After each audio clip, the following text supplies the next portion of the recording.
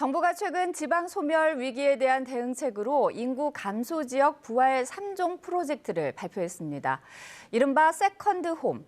인구가 급격하게 줄고 있는 지역에서 집을 한 채 더 사는 사람에게 세제 혜택을 주기로 한 건데요. 이 지도에서 사라질 위기에 처한 지역을 살릴 정책이 될 수 있을지 오늘 맛있는 경제에서 짚어보도록 하겠습니다.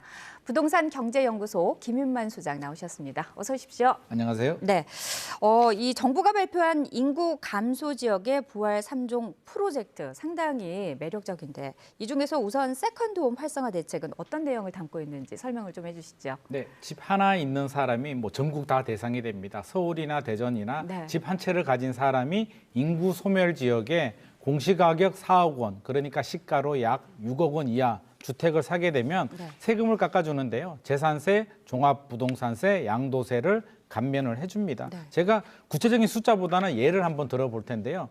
대전광역시에 공시가격 9억 원 주택을 하나 가지고 있는 분이 금산구에 한 공시가격 4억 원 이하 주택을 네. 하나 더 샀다라고 가정을 해보면은요. 네.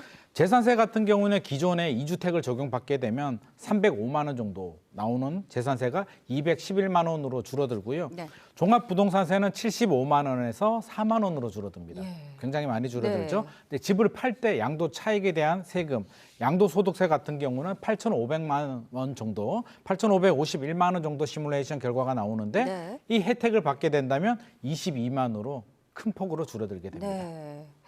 상당히 8천만 원 가까이 양도소득세를 줄일 수 있다는 면에서는 네네. 참 상당히 매력적인 제안일 수 있겠는데 사실 이게 이제 실효성을 가지고 우리가 좀 고민을 해봐야 될 것 같은데 집이라는 게 우리가 거주 목적 외에도 하나의 자산으로서 이 평가를 하기 때문에 네네.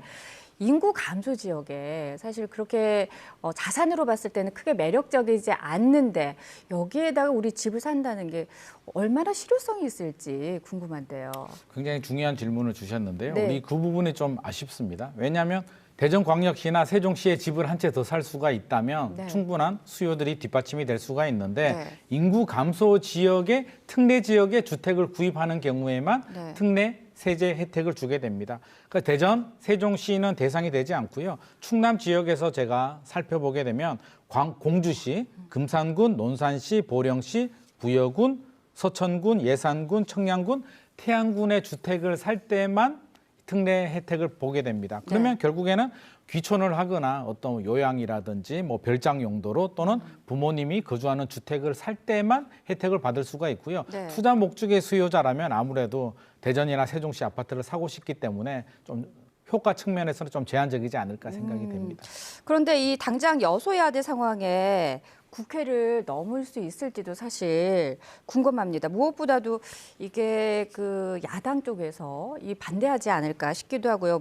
그리고 무엇보다도 이 부동산 정책 방향성으로 봤을 때는 이게 반대 방향으로 지금 가고 있는 거잖아요. 맞습니다. 예, 이주택을 권하고 있고 네네. 부동산 투기를 부추기는 것으로 보여질 수 있기 때문에 이 부분에 대해서는 어떻게 보고 계십니까? 아무래도 법 개정 사항입니다. 소득세법 개정도 해야 되고요. 네. 이제 국회 문턱을 넘어야 되는데 이게 인구 감소 대책이라면 여당이고 야당이고 모두 다 이견이 없을 수는 있는데 이게 네. 부동산 대책과 맞물리기 때문에 세금을 깎아서 주택을 하나 더 사라는 거거든요. 네. 그러면 야당 입장에서 본다면 지난 정부 때도 부동산 때문에 굉장한 좀 트라우마를 가지고 있는데 투기를 부추길 우려가 있기 때문에 제가 야당이라도 충분히 반대할 수 있는 명분이 있습니다. 그래서 국회 문턱을 넘기는 좀 쉽지 않을 것 같고요. 네. 효과라도 크면 괜찮은데 사실 효과는 크지 않고 투기를 부추길 우려가 있습니다. 그러면 인구 소멸 지역 같은 경우는 이렇게 세제 혜택을 주는 제도도 중요하겠지만 그보다는 최근에 연구조사 결과를 보게 되면 육아 돌봄 서비스를 좀 제공해주고요. 양질의 일자리를 늘려주는 정책이 오히려 더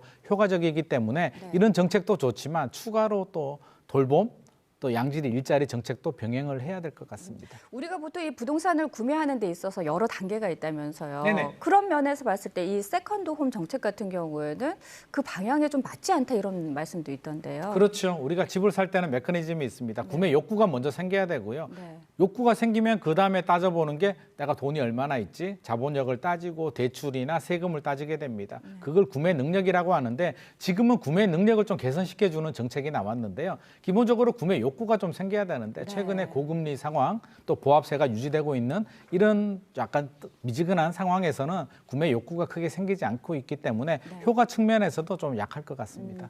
그렇다면 마지막으로 이런 세컨드홈을 잘 활용하고 도움을 받을 수 있는 세대들은 어떤 세대들인지요? 아무래도 실수요자들이 대상이 될 것 같습니다. 어떤 요양 목적 아니면 또 별장 목적 또 부모님이 시골에 거주하시는 분들 같은 경우는 또 부모님 집을 또 하나 사주는 경우들이 있을 수도 있기 때문에 네. 이런 수요들한테는 도움이 되는데 이런 일부 수요를 가지고 인구 감소를 막기는 좀 역부족일 것 네, 같습니다. 세금 감면을 위해서 세컨드홈을 지원할 것이 아니라 그 외에 정주 여건이라든지 맞습니다. 교육 환경까지 함께 따라가야지 이 세컨드홈이 활성화될 수 있다라는 네네, 말씀이신 맞습니다. 것 같습니다. 네네.